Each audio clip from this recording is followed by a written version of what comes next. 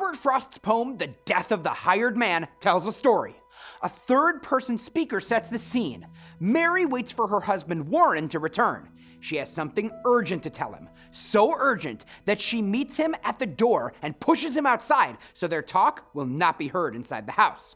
Silas, their hired man, has returned, and Mary has given him tea and a bed for the night. Warren isn't pleased. Silas isn't dependable and has disappointed them in the past, but Mary urges compassion. Silas is old and not well. Warren recalls Silas's one accomplishment, the skill and care he takes in bundling hay. He reminds Mary that Silas has a brother who might be a more appropriate caretaker. Mary, seated in the moonlight with her hands in the harp-like morning glory strings, observes that Silas will not leave this time. He has come home to die. Mary convinces Warren to go inside and talk with Silas. While she waits, Mary watches a collision of the moon and clouds.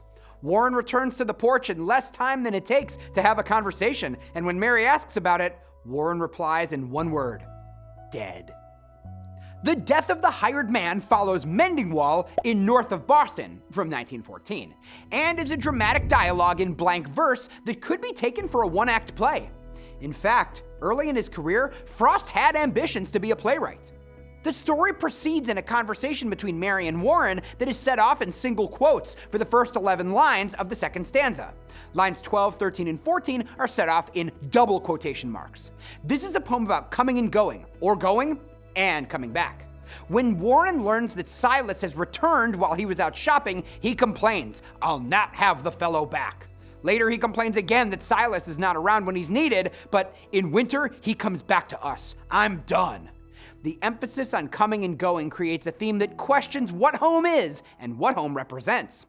The poem opens with Mary musing on the lamp flame and concludes with Mary bathed in moonlight, playing on harp-like strings of a morning glory. She is the angel of death, or the angel of the house, or both, playing unheard some tenderness. And she seems to foresee Silas's death as she watches to see if a small sailing cloud will hit the moon.